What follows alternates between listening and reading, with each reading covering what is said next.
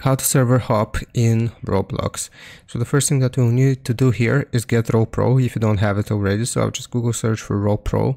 We want to open up this first link and we want to click on get extension right here. It says remove from Chrome for me because I already have it installed.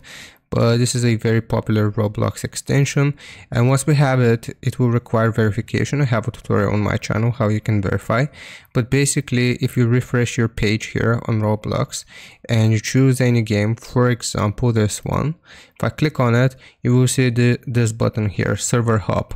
Now what this basically does is it's going to generate a random server for us, so searching for a random server, and we can just open the Roblox game client, and if we are not satisfied with the server that we get, we can just refresh and do this all over again, and basically that's how you use server hop in Roblox. So I hope this helps you out. Leave a like and sub, and I'll see you next time.